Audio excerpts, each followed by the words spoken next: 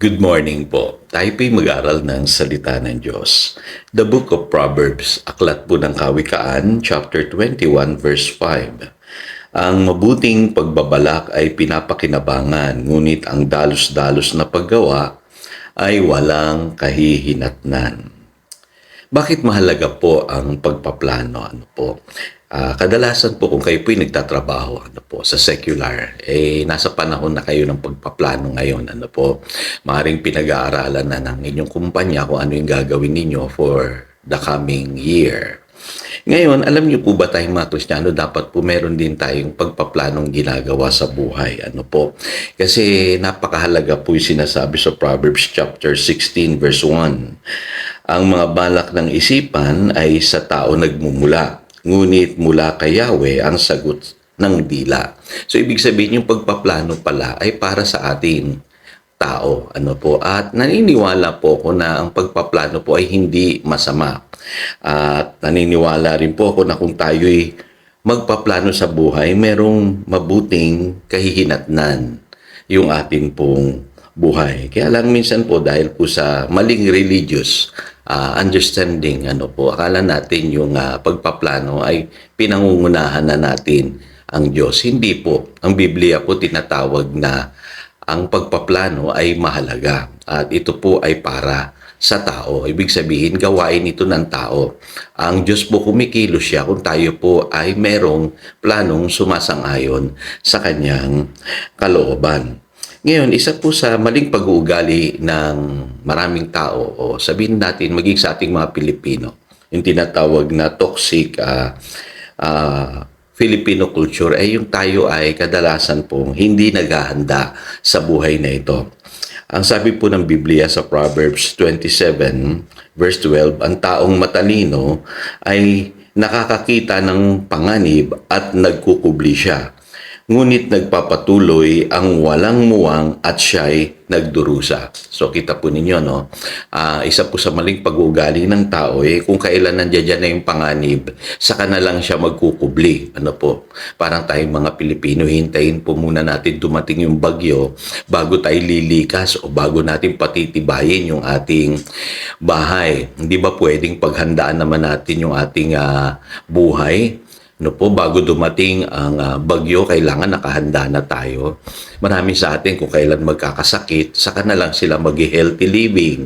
Yung iba, pagka nagkaroon na ng problemang pinansyal, saka na lamang sila mag-iisip magtrabaho, mag-ipon, o magnegosyo. So, ibig sabihin, minsan dinadatnan tayo ng panganib ng problema nang hindi tayo handa. Pero alam niyo po ba na ang Kristiyano dapat po ay nag-iisip tayo ahead? Tayo po dapat ay laging preparado. In fact, kung pag-aaralan nyo po yung salvation natin, iniisip na natin yung magaganap sa atin in the future. Kaya nga naniwala tayo na tayo pwedeng baguhin ng Panginoon. Kaya po natin tinanggap ang Panginoong Jesus kasi dapat po ay maniwala tayo na ang Diyos may magagawa sa ating pong kinabukasan. Ang totoong Kristiyano po, nag-iisip siya ahead of time. At preparado po siya. Ngayon, alam niyo po, may isa pong verse sa Bible na bumago po sa aking buhay. Kasi ganyan din po ako dati. Reckless po ako. Kumbaga, para bagang hinahayaan ko lang mangyari ang mga bagay-bagay sa aking buhay at hindi ako nagpaplano. Pero nung nabasa ko po itong sinasabi sa Ephesians chapter 5 verse 15, sabi diyan, kaya mag-ingat kayo kung paano kayo mamumuhay. Mamuhay kayong tulad ng matatalino at di tulad ng mangmang. Pansinin niyo po, pinapag-ingat tayo ng Diyos sa ating pamumuhay. Mahalaga po yun Huwag daw tayong maging mangmang. Kaya yung mga tao po na hindi nag-iingat ng kanilang buhay, yung basta-basta na lang silang namumuhay sang-ayon sa kanilang gusto, at higit sa lahat, pagkaparating na yung panganib, saka lamang sila magkukubli. Sabi po ng Proverbs 27 verse 12, ang tawag ng Biblia dyan, mangmang. Pero kung tayo daw po ay matalino, ang sabi ng Biblia, nag-iingat tayo kung paano tayo mamumuhay. Yan. Maintindihan nyo na kung bakit mahalaga po ang pagpaplano. Kasi ang pagpaplano po, inilalagay nyo sa ayos ang inyong buhay bilang paghahanda sa darating na panganib. Kaya kung babasahin niyo po yung verse 16 ng Ephesians chapter 5, maintindihan nyo na. Ang sabi po rito, samantalahin ninyo ang bawat pagkakataon na kayo'y makagawa ng mabuti sapagkat punong-puno na ng kasamaan ang daigdig ngayon. Kita ninyo yung paparating na panganib.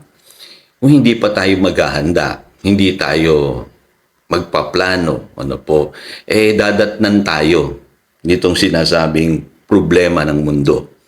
At mangyayari, daratnan tayo nang hindi tayo handa. Kaya samantalahin natin mga kapatid ang bawat pagkakataon na ibinibigay sa atin ng Diyos. Kaya malinaw po, sabi sa Proverbs 21 verse 5 kanina, binasa natin, yung mabuting pagbabalak sa buhay, pakikinabangan mo yan. Pero ang sabi po rito, ngunit ang danos-danos na paggawa ay walang kahihinatnan. Yung mga taong reckless, hindi nagpaplano, hindi inilalagay sa ayos yung kanilang buhay. Walang kahihinatnan po yan. Yan ang dahilan kung bakit walang nangyayari sa buhay ng maraming tao. Kaya alam niyo po ba na sa pagpaplano, involved din po pananampalataya. Sabihin nyo, Pastor, paano nangyaring may pananampalataya doon? Ito po, babasahin ko sa inyo. Sa 1 Corinthians chapter 2, verses 9 and 10, anong sabi po dyan? No eye has seen, no ear has heard, no mind has conceived what God has prepared for those who love Him. Sa ibang salin po, what God has planned for those who love Him. So may plano ang Diyos sa buhay mo, kapatid. At alam niyo kung paano po isinasagawa ng Diyos yan. Sabi sa verse 10, but God has revealed it to us by His Spirit. Mangungusap siya sa pamamagitan ng kanyang Espiritu sa ating Espiritu. Kaya alam niyo po, hindi tayo maliligaw sa buhay na ito kung makikinig lamang tayo sa pangungusap ng Diyos. At kung hindi natin pangungunahan ng Diyos, mas lalong maganda yung magiging kahihinatnan ng ating buhay. Kaya nagiging mali yung pagbabalak kasi may mga tao na ang ginagawa nila pinangungunahan ang Diyos. Pero yung mabuting pagbabalak, meron pong faith na involved po dyan. Hintayin mo munang mangusap ang Diyos sa iyo. Ano ba yung nais niya sa iyong buhay? Kaya ang pinakamaganda po dyan, manalangin. Manalangin muna. Hingin mo sa Diyos kung ano yung nais niya sa iyong buhay para sa darating na taon o sa susunod na 5 taon o sa susunod na 10 taon. Kasi ang Diyos hindi madamot.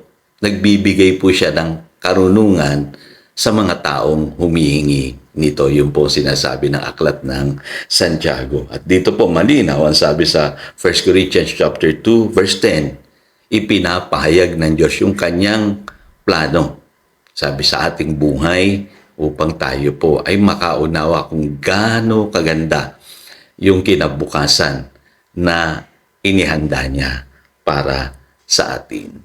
So again, ito si Pastor Jojo nagpapaalala upang daluyan tayo ng pagpapala, manatili tayo sa kanyang salita. Good morning.